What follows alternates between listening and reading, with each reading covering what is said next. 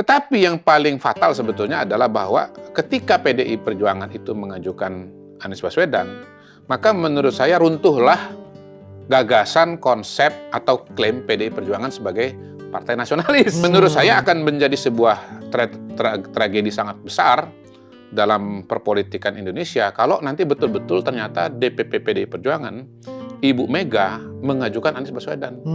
Menurut saya itu harus ditinggalin tuh klaim sebagai partai nasionalis itu. Kan dia ditanya tentang kemungkinan duet Anies Ahok atau Ahok Anies, dia bilang dia nggak bakal bisa memaafkan Anies karena Ahok tidak bisa memaafkan Anies. Ahok ini tidak bisa memaafkan Anies Ahok, ya? Karena jadi bayangkan sosok yang dianggap oleh Ahok sebagai pemecah belah tiba-tiba jadi kandidat gitu. Anies sebagai PDI Perjuangan itu, Anies didukung oleh PDI Perjuangan itu adalah sebuah pemikiran yang betul-betul self-defeating istilahnya. Apa ya? Betul-betul sebuah kegelapan demokrasi yang sesungguhnya.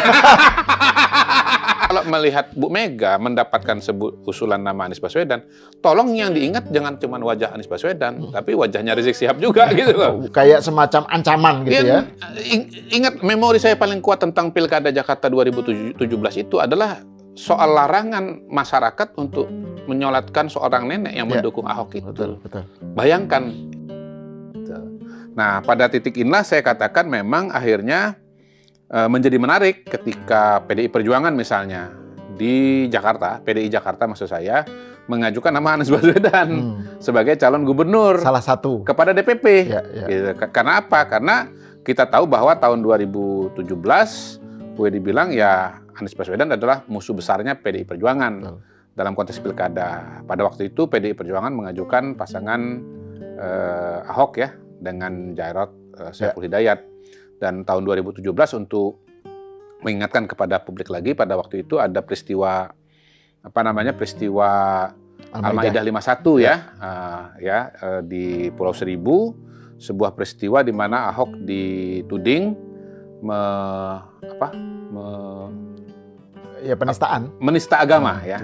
Saya agak hati-hati nih takut kan dituding. Ya dituding melakukan penistaan kan agama. Hati-hati, nudingnya hati-hati, nistanya juga. Jadi diksinya nih kita harus hati-hati nih gitu.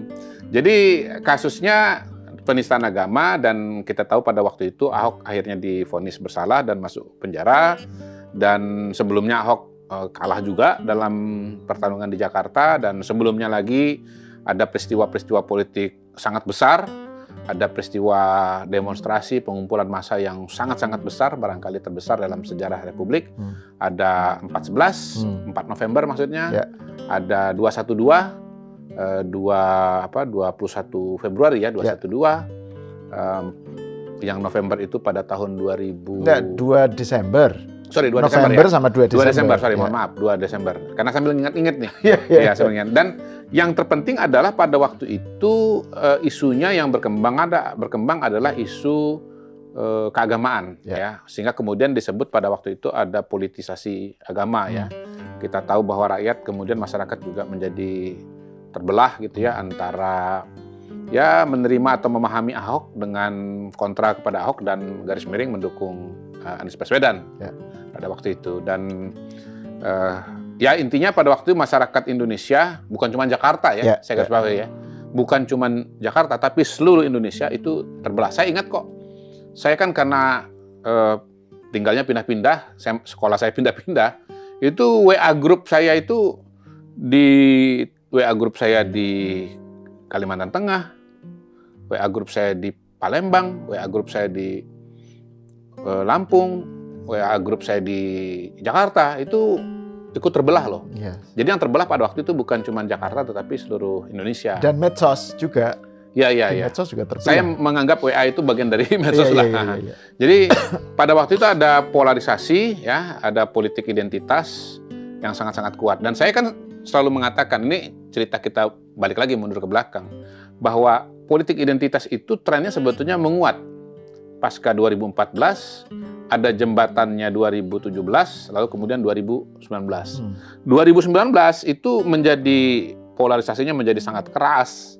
Keras banget kan waktu itu kan, gitu. Bukan hanya karena adanya media sosial. 2014 media sosial masih terbatas. Waktu itu kampanyenya masih pakai tabloid, tabloid rakyat. Tapi kalau tahun 2019 kampanyenya udah pakai medsos. Nah, tapi menuju 2019 itu ada presidennya 2017. 2017 itu adalah dalam tanda kutip pemanasan menuju 2019.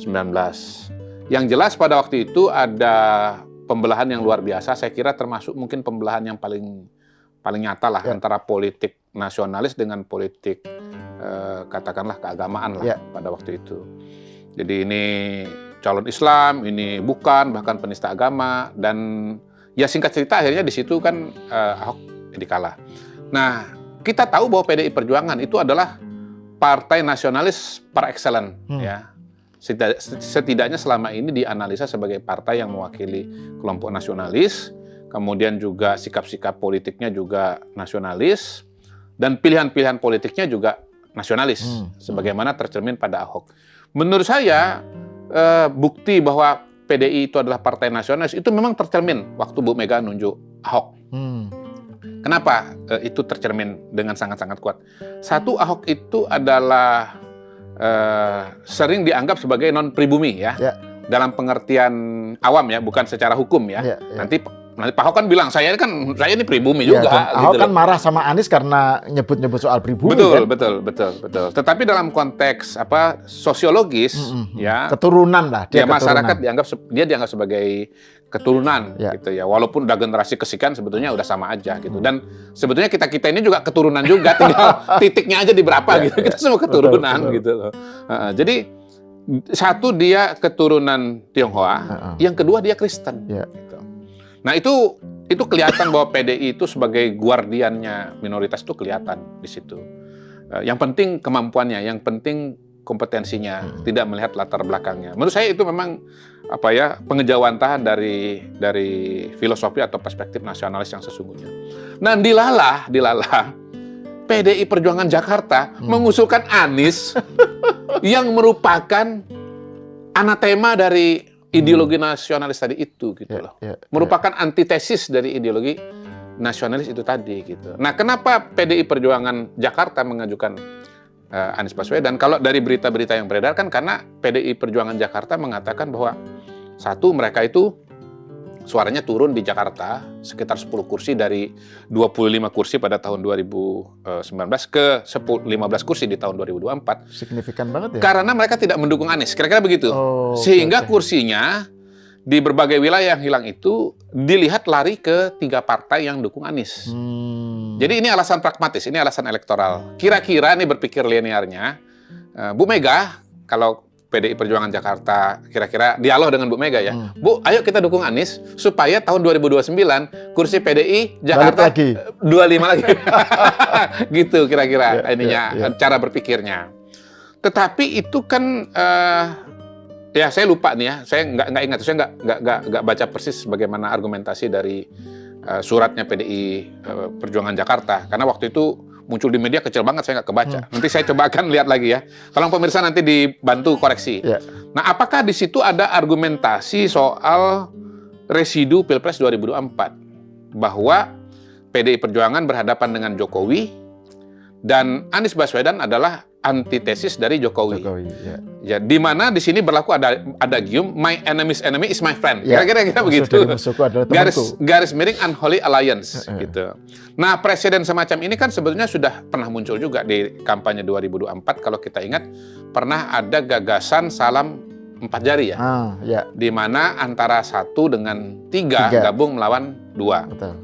1 Anies, 3 Ganjar itu bergabung melawan 2 Prabowo garis miring Pak Jokowi gitu. Nah, apakah ada juga perasaan-perasaan anti Jokowi yang menyebabkan mereka lebih memilih Anies Baswedan? Walaupun secara sejarah ya mereka ini lawannya adalah dari Anies Baswedan gitu. Tetapi yang paling fatal sebetulnya adalah bahwa ketika PDI Perjuangan itu mengajukan Anies Baswedan, maka menurut saya runtuhlah gagasan, konsep, atau klaim PDI Perjuangan sebagai partai nasionalis. Karena the very person yang akan mereka dukung sebagai calon gubernur adalah the very person juga yang justru adalah musuh besar dari nasionalis itu, gitu loh. Ideologi nasionalis tadi itu, gitu. Pilih saya karena saya pribumi, dia bukan pribumi, kan gitu kan. Pilih saya karena, walaupun ini tidak secara langsung, karena saya Islam, dia bukan Islam, kan begitu kan. Ya ketika menggunakan sentimen keagamaan, dia penista agama loh, dia menghina agama Islam. Itu kan sebetulnya cara halus atau cara muter dikit untuk mengatakan, ya pilihlah calon yang Islam dan yang bukan yang menghina Islam, atau musuh Islam, atau agamanya bukan Islam, gitu. Jadi menurut saya akan menjadi sebuah tragedi sangat besar dalam perpolitikan Indonesia kalau nanti betul-betul ternyata DPP PDI Perjuangan, Ibu Mega mengajukan Anies Baswedan. Menurut saya itu harus ditinggalin tuh klaim sebagai partai nasionalis itu. Ya. Langsung runtuh ya klaim sebagai partai kebangsaan, partai nasionalis Betul. Tapi dan juga kan kalau misalnya kita ingat wawancaranya Ahok di Meridiana kalau nggak salah ya. Beberapa saat setelah Pilpres. Kan dia ditanya tentang kemungkinan duet Anies Ahok atau Ahok Anies, dia bilang dia nggak bakal bisa memaafkan Anies karena Ahok tidak bisa memaafkan Anies. Ahok tidak bisa memaafkan Anies karena Anies dalam pidatonya pengukuhan sebagai gubernur itu memakai kata pribumi. Jadi Jakarta sudah dikuasai lagi oleh pribumi. Jadi itu yang membuat Ahok merasa bahwa Anies ini pemecah belah. Jadi bayangkan sosok yang dianggap oleh Ahok sebagai pemecah belah tiba-tiba jadi kandidat gitu. Salah satu ya, meskipun DPW kan berkilahnya Ahok kan ditanya lagi tuh. Kemarin ditanya gimana komentarnya soal DPW PDIP. Nyalonin Anies. Itu kan cuma 1 dari 10. Iya, tapi itu kan jawaban Ahok. Iya. Kalau kita bicara mengenai usulan dari DPD PDI Perjuangan Jakarta kan memang menyebut nama Anies Baswedan. Betul. Jadi DPD PDI Perjuangan Jakarta itu sudah jelas-jelas menyebut nama Anies Baswedan. Nah, yang menarik kan respon dari Ibu Mega. Ini balik lagi kita baca dari media ya. Gitu. Kita nggak tahu di balik layarnya misalnya seperti apa. Bu Mega kan hanya tersenyum lah kira-kira begitu mendapatkan surat itu, tersenyum. Tapi ini juga menurut saya agak mengkhawatirkan karena tersenyum. Bukannya marah atau langsung menolak kan gitu. Jadi ini kan sebetulnya antara ideologi dengan perasaan ini nanti siapa yang menang. Betul. Jadi Bu Mega ini kan menurut saya nanti akan berada pada tarik-menarik dua kutub perasaan dengan kutub ideologi. Kalau beliau mengikuti kutub ideologi, menurut saya ya harus ditolak. Anies sebagai PDI Perjuangan itu, Anies didukung oleh PDI Perjuangan itu adalah sebuah pemikiran yang betul-betul self-defeating istilahnya. Apa ya? Betul-betul sebuah kegelapan demokrasi yang sesungguhnya. Pangeran kegelapan itu Anies. Betul. Kira-kira begitu kan.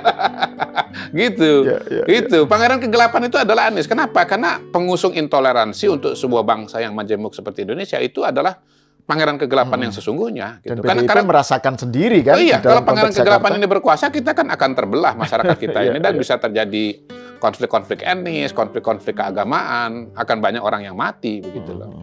Kalau kalau alam pikiran intoleransi atau alam pikiran primordial ini mendominasi Indonesia atau apalagi berkuasa. Apalagi kalau kita ingat bahwa Habib Rizik Sihab barusan bebas loh. Jadi kan bisa aja. Itu harus ditulis juga bahwa dulu pendukung utamanya Anies Baswedan itu namanya Rizik Sihab. Ya, kemudian 212, 411, lalu kemudian PA 212 itu ya kira-kira begitu. Betul. Jadi itu juga harus diingat oleh Bu Mega. Jadi kalau melihat Bu Mega mendapatkan usulan nama Anies Baswedan, tolong yang diingat jangan cuma wajah Anies Baswedan, tapi wajahnya Rizik Sihab juga gitu loh. Karena memang yang melegitimasi ya proses-proses itu adalah Rizik Sihab gitu. Yang menggaungkan isu penista agama itu segala macam adalah Rizik Sihab gitu. Jadi menurut saya itu suatu tantangan besar bagi Bu Mega pada hari ini.